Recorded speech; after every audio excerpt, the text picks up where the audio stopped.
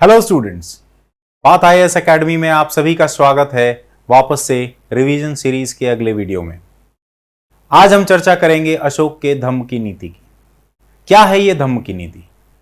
अशोक ने जो धम्म दिया है वो बौद्ध के धम्म और उसके सिद्धांतों से अलग है। यह एक सामाजिक आचार संहिता है, एक सोशल कोड ऑफ कंडक्ट है जो अशोक चाहता था कि उसके पूरे साम्राज्य में एक तरह का सोशल कोड ऑफ कंडक्ट रहे। लोगों का एक आचार संहिता दी उसने जिसपे लोगों को चलना अनिवार्य किया गया है सम्राट अशोक के द्वारा। तो आइए हम जानते हैं इस धम्म की नीति के बारे में और इसके जरिए हम अशोक के मेजर पिलर एडिक्ट और मेजर रॉक एडिक्ट के बारे में भी जानेंगे जो अशोक के समय में इन इंस्क्रिप्शंस को बनवाया गया है और इन्हें शिलाओं पे और स्तंभों पे लिखा गया है। तो शुरुआत करते हैं इस सामाजिक आचार संहिता की। 14 मेजर रॉक एडिक्ट्स, वो आपके 14 प्रिंसिपल्स हैं, 14 मुख्य शिलालेख और इसके अलावा आपको 7 मेजर पिलर एडिक्ट मिलेंगे जो आपके 7 प्रिंसिपल हैं या 7 सिद्धांत हैं। यहां आपको कंफ्यूज बिल्कुल नहीं होना है। ये जो मेजर पिलर और मेजर रॉक एडिक्ट हैं ये 7 सिद्धांत हैं। ये 7 स्तंभ या 14 शिलालेख नहीं हैं जो आपको पाए जाते हैं। ये 14 और 7 सिद्धांत हैं जो अलग अलग जगहों पे, कहीं स्तंभ पे और कहीं शिलाओं पे लिखे गए हैं। इसके अलावा जो 14 मेजर रॉक एडिक्ट हैं वो हमें पूरे देश में 10 जगहों से मिलते हैं। ठीक है, इनके बारे में भी हम जानेंगे आज। तो शुरुआत करते हैं इस आचार संहिता के 14 सिद्धांतों से। सबसे पहला सिद्धांत जो है वो किसी भी तरह के बलिदान को जो है प्रतिबंधित करता है। एनिमल सैक्रिफाइस को प्रोहिबिट करता है और इसके साथ साथ जो त्योहार मनाए जाते हैं लोगों के द्वारा उनको भी, उनके लिए जो लोग इकट्ठा होते हैं त्योहारों के लिए, गैदरिंग्स जो होती है, इन त्योहारों को भी जो है इसने प्रतिबंधित किया है। इसके साथ साथ दूसरा प्रिंसिपल जो है ये कहता है कि आप कौन कौन से मैंने जन कल्याणकारी कार्यक्रम किए हैं तुम्हारे लिए, ये सम्राट अशोक बताते हैं अपनी जनता को। ये एक तरह का डायरेक्ट कम्युनिकेशन है, सीधा संवाद है राजा और प्रजा के बीच में। तो यहां पे कौन कौन सी चीजें करवाई गई हैं? चिकित्सालय खुलवाए गए हैं पर मनुष्यों और पशुओं दोनों के लिए, रोड का निर्माण किया गया है, वेल बनाए गए हैं, कुओं का निर्माण किया गया है और विभिन्न प्लांटेशंस करवाए गए हैं। इसके अलावा जैसा कि आप ऊपर देख सकते हैं, सबसे पहले आप ये भी जान लें कि किन किन भाषाओं में ये पाए जाते हैं। 3 भाषाएं, 4 लिपियां हैं। ये हमेशा ध्यान रखेंगे, प्री के लिए आपके बहुत ही महत्वपूर्ण तथ्य है ये। 3 भाषाएं कौन कौन सी हैं? प्राकृत भाषा है, ग्रीक भाषा है और अरामिक भाषा है। ये 3 भाषाएं हैं। और लिपियां कितनी हैं? 4। ब्रह्मी और खारोष्टी लिपि जो है वो प्राकृत भाषा को इन लिपियों में लिखा गया है। ग्रीक भाषा जो है उसे ग्रीक लिपि में लिखा गया है और अरामिक भाषा जो है उसे अरामिक लिपि में लिखा गया है।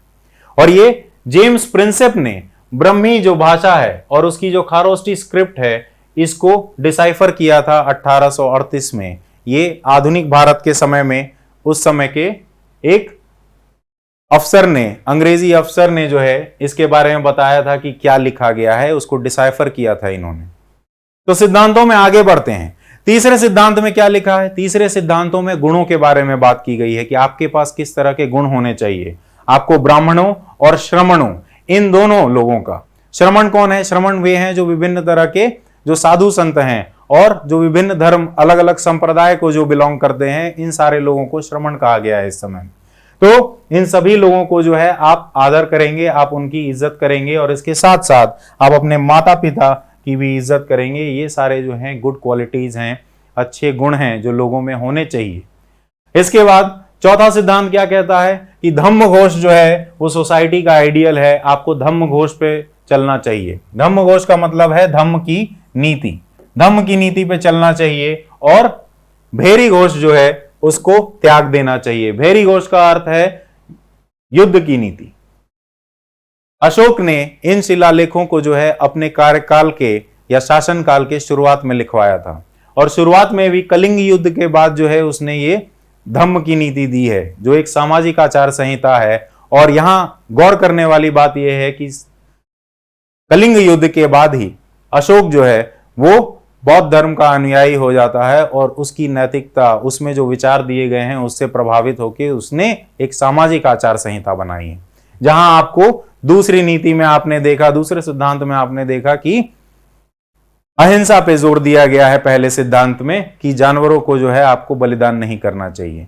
ठीक उसी तरह से धम्म घोष की बात की है कि धम्म के ऊपर जो है आपको चलना चाहिए, युद्ध की नीति जो है, शांति की नीति अपनानी है, युद्ध की नीति त्याग देनी है। अगला क्या है? अगला सिद्धांत कहता है कि मैं इन चीजों के लिए धम्म महामाता की नियुक्ति करूंगा, और ये उसने अपने कार्यकाल के 12वें साल में करवाया है। इसके बाद धम्म महामाता जो है उनको निर्देश दिए गए हैं। क्या निर्देश दिए गए हैं? कि वो जितने भी तरह के रिपोर्ट हैं कि धम्म घोष जो है उसको अपनाया जा रहा है कि नहीं पूरे साम्राज्य में, उसके इलाके में, ये रिपोर्ट लाके वो सीधे राजा को देगा। इसकी रिपोर्टिंग सीधे राजा के तरफ होती थी, किसी मंत्री या किसी अमात्य या किसी प्रशासनिक अधिकारी को नहीं, ये रिपोर्ट सीधे राजा के पास जाएगा। इसके साथ साथ सातवां सिद्धांत कहता है कि हमें सहिष्णुता होनी चाहिए, हमें दूसरे संप्रदायों के साथ मिलजुल कर रहना चाहिए। ये एक अपील है टॉलरेशन के लिए कि हमें दूसरे संप्रदायों के प्रति टॉलरेंस जो है वो बढ़ाना चाहिए।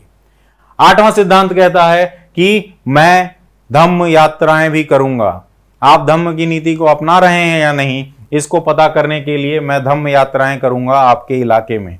और उसके बाद 9वां सिद्धांत जो है वो फिर से जो कई तरह के समारोह, घरेलू समारोह होते हैं विभिन्न तरह के संस्कारों के समय, उन समारोहों को बंद करने का, उनको प्रतिबंध लगाने का काम किया गया है। जैसे कि जन्म, बीमारी, शादी और किसी तीर्थ यात्रा पे जाने से पहले जो समारोह किए जाते हैं वैदिक धर्म में या ब्राह्मणवादी संरचना में, उनको मना किया गया है। और जो महिलाएं जो समारोह करती हैं घरों में, उनको भी जो है प्रतिबंधित किया गया है।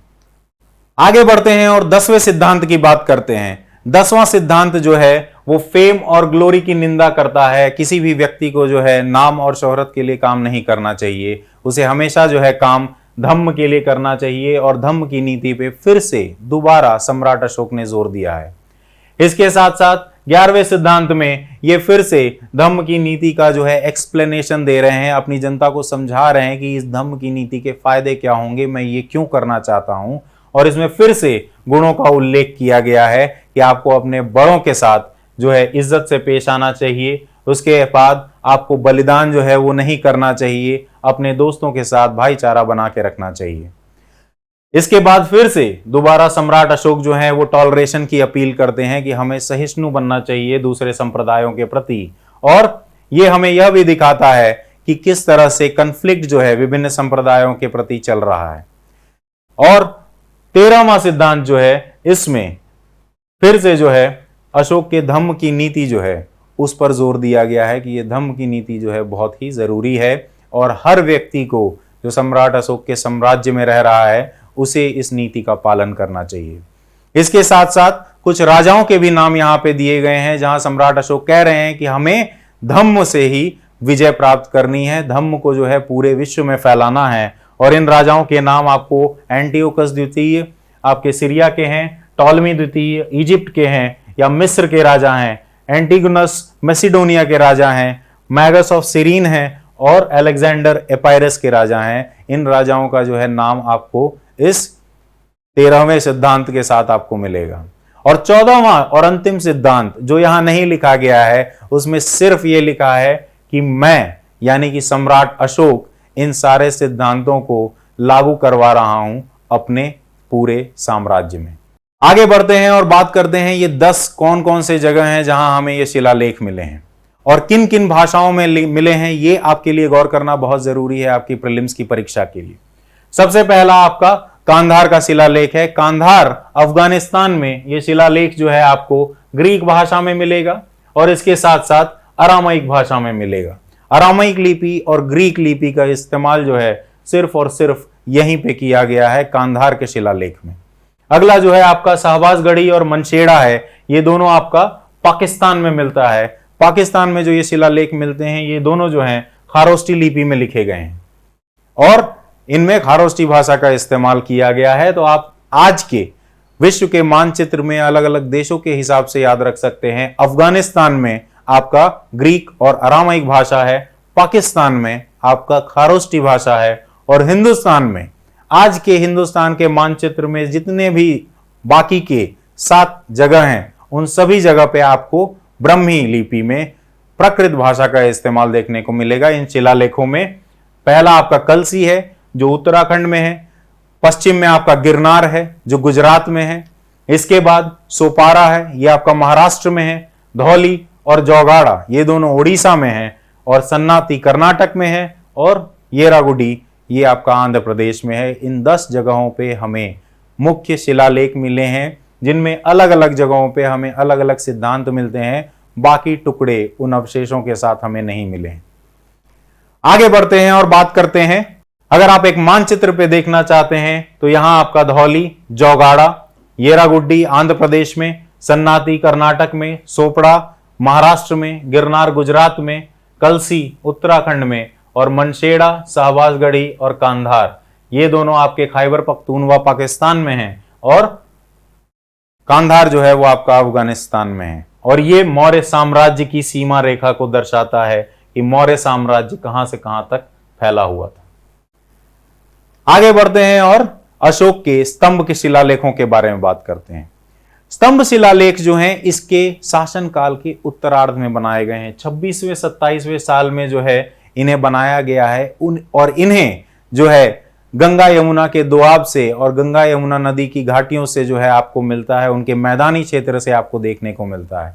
ये 7 सिद्धांत क्या हैं? ये 7 सिद्धांत भी आपके उनसे सिमिलर हैं जो 14 सिद्धांत आपने मुख्य शिलालेखों में देखा है।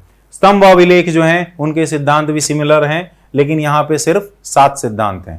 पहला सिद्धांत क्या कहता है कि अशोक जो है वो प्रतिबद्ध है अपने लोगों की सुरक्षा के प्रति। अशोक अपनी जिम्मेदारी के बारे में बताता है कि राजा शासक जो है वो अपनी जनता या प्रजा की रक्षा करेगा। दूसरा सिद्धांत कहता है कि धम्म क्या है, इसके बारे में बताया जाता है, और धम्म जो है उसमें एक महत्वपूर्ण चीज है कि आपको मिनिमम सिंस होने चाहिए, कम से कम पाप होने चाहिए, और ज्यादा से ज्यादा आपको गुण होने चाहिए। ये गुण क्या है? गुण आपके पास हैं, कंपैशन है, लिबरलिटी है, ट्रूथफुलनेस है और प्योरिटी है। शुद्धता है, सच्चाई है, उदारवाद है और आपका प्रेम है, सद्भावना है। आगे बढ़ते हैं और तीसरे सिद्धांत के बारे में बात करते हैं, जहां पे अशोक ने जो है सिंस यानी कि पापों के बारे में बताया है, किस तरह के पाप होते हैं जो आपको समाज में अपने अंदर किसी व्यक्ति के अंदर नहीं रखने चाहिए। वो आपके हार्शनेस है, क्रूएल्टी है, एंगर है, प्राइड है। इस तरह की चीजें जो हैं, एक घमंडी व्यक्ति जो है कभी भी, एक गुस्सैल व्यक्ति जो है कभी भी एक समाज में नहीं होना चाहिए। ये जो है आपके पाप हैं, इन पापों को आपको कम करना है, आपको क्रूर नहीं बनना है, अत्याचारी नहीं बनना है। चौथा सिद्धांत कहता है कि राजुका जो हमने देखा था जिला प्रशासन में, राजुकाओं की ड्यूटी क्या है। मैंने आपको कहा कि ये एक सीधा संवाद है राजा और प्रजा के बीच में।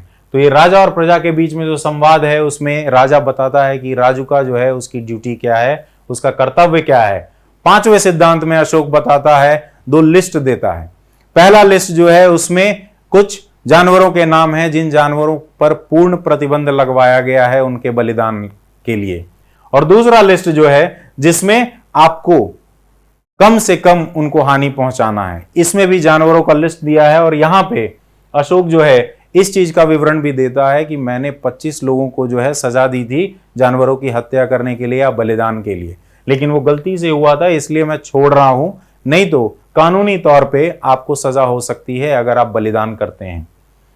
छठा सिद्धांत जो है वो धम्म की पॉलिसी की जरूरत क्या है, धम्म की नीति की जरूरत क्या है, इसके बारे में बताता है, उसका उद्देश्य क्या है, एजेंडा क्या है। और 7वां जो है वो अशोक ने धम्म के लिए क्या क्या काम किए हैं इसके बारे में बताता है, और यह भी बताता है कि सेल्फ कंट्रोल और प्योरिटी जो है वो हर समुदाय जो है यही चाहता है कि सेल्फ कंट्रोल और प्योरिटी रहे, शुद्धता बनी रहे और आत्मनियंत्रण रहे। तो ये आपके 7 सिद्धांत हैं जो स्तंभ शिलालेखों पे आपको मिलते हैं। ये 7 सिद्धांत आपको कहां मिलेंगे? रामपुरवा, लौरिया आराराज, लौरिया नंदनगढ़, ये जो है ये तीनों आपके बिहार में हैं। इसके अलावा आपको मेरठ, दिल्ली मेरठ और दिल्ली टोपड़ा, इन 2 जगहों पे भी आपको मिलेगा ये शिलालेख, स्तंभ अभिलेख मिलेगा। और इसके अलावा आपका इलाहाबाद का जो इलाका है, इलाहाबाद पे आपको एक और स्तंभ शिलालेख जो है वो देखने को मिलता है। ये आपके 6 जगहों पे स्तंभ शिलालेख, स्तंभ अभिलेख जो है देखने को मिलते हैं अशोक के समय में, जो अशोक के धम्म की नीति के बारे में भी हमें बताते हैं। इसमें एक महत्वपूर्ण जानकारी और बता दूं, ये जो रामपुरवा है, इस रामपुरवा के स्तंभ के ऊपर आप इस बुल को या इस सांड को देख सकते हैं। और ये सांड जो है आज के समय में आपको ये राष्ट्रपति भवन का द्वार है, इस राष्ट्रपति भवन के सामने आपको ये रामपुरवा का जो शिलालेख है वो देखने को मिलेगा, स्तंभ शिलालेख है वो देखने को मिलेगा। तो लोकेशन की जहां तक हमने बात की है, ये लोकेशन है आपके सारे लौरिया अराराज, लौरिया नंदनगढ़, रामपुरवा, इसके अलावा इलाहाबाद, दिल्ली तोपड़ा। तोपड़ा जो है वो आपका, इन दोनों को दिल्ली तोपड़ा और दिल्ली मेरठ इसलिए लिखा गया है क्योंकि ये आज के समय में दिल्ली में है, और लेकिन मुख्य रूप से, मूल रूप से ये पहले तोपड़ा में स्थापित किए गए थे, जो कि यमुनानगर डिस्ट्रिक्ट हरियाणा में है, और मेरठ आपका उत्तर प्रदेश में है। वहां से ले जाके इन्हें दिल्ली में स्थापित किया गया है। इस सेशन के लिए इतना ही। Thank you.